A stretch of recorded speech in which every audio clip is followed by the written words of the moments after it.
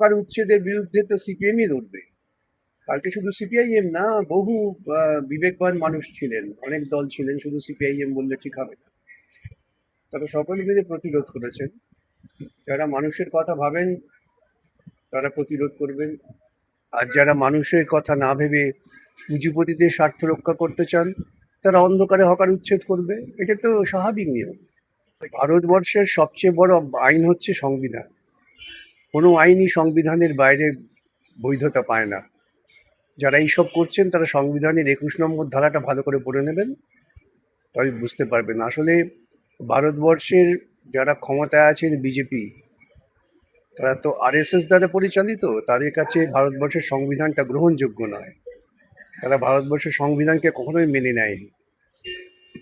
তাদের কাছে একমাত্র গ্রহণযোগ্য হচ্ছে পুঁজিপতিদের লালন পালন করা, আদানি আম্বানির সুবিধা হবে সেই কাজ করা, তাই করছে ওরা।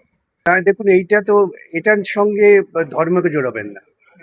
এয়ারপোর্টের ভেতরে মসজিদ আছে, সেটা সরাবার জন্য বহুদিন থেকে প্রচেষ্টা হচ্ছে। এমনকি আমি অনেক ইসলামপন্থী নেতাদের সঙ্গে কথা বলেছি, তারাও সাধারণ সুবিধের জন্যে ওই মসজিদ সরিয়ে নেওয়ার পরিকল্পনা করছেন বলেই তারা আমাকেও জানিয়েছে। সুতরাং এটা নিয়ে আলোচনার কিছু নেই। একটা বৃহত্তর স্বার্থে যদি মসজিদটাকে একটু সরিয়ে দেওয়া যায়, তাতে ধর্মের প্রতি কোনো আঘাত হয় না। এরা তো বিজেপির সাংসদ যারা বলছেন, এরা তো হচ্ছে প্রকৃতপক্ষে দেশ বিরোধী শক্তি, দেশের মানুষের মধ্যে বিভাজন তৈরি করতে চায়। সুতরাং আমি পরিষ্কার বলি, এই ধরনের সাংসদরা দেশদ্রোহী। অতএব তাদের কথা খুব আলোচনা না করে তাদের বিরুদ্ধে মানুষের মতামতটাকেই সংগঠিত করা দরকার। এই মুহূর্তে দেখা যাচ্ছে তৃণমূল ভেঙে খান খান। তৃণমূলের প্রয়োজন ফুরিয়ে গেছে, আর কি হবে?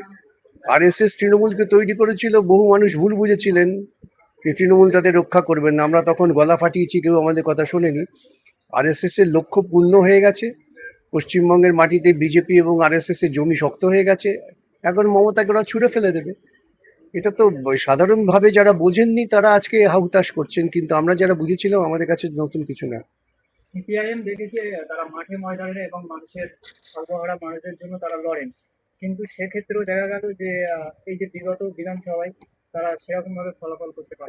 ওই যে মানুষ প্রচারে বিভ্রান্ত হয়েছে।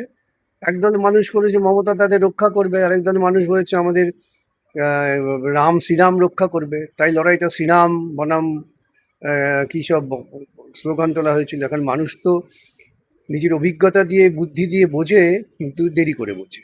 আজকে হারে হারে টের পাচ্ছে মানুষ, যে কথা আমরা বলেছিলাম আগে যারা বোঝেননি, এখন তারা বুঝছেন। আগামী দিনে তারা সেইভাবে সিদ্ধান্ত নেবেন।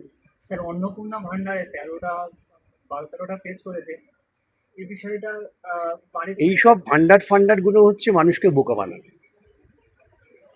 যেটা পরিমাণ টাকা এইসব ভান্ডারে খরচা হয়, সেই টাকা দিয়ে অনেক গঠনমূলক কাজ করা যায়, সেখানে মানুষের ক্ষমতা বৃদ্ধি করা যায়। আমাদের তো এটাই মুশকিল, আমরা কিছু টাকা পেলেই মনে করি আমাদের বন্ধু। আজকে মমতা সমস্ত পশ্চিমবঙ্গ মানুষকে বোকা বানিয়েছেন বিভিন্ন প্রকল্প করে, ভেবেছিলেন তাতে তারা নেচে নেচে জিতে দিবেন। আজকে দেখলেন যেতে না। এখন অন্নপূর্ণার ভান্ডার বলুন আর যাই বলুন না কেন, বা শ্রীরাম ভান্ডার বলুন না কেন, ওই ভান্ডার দিয়ে মানুষের কোনো উপকার হয় না।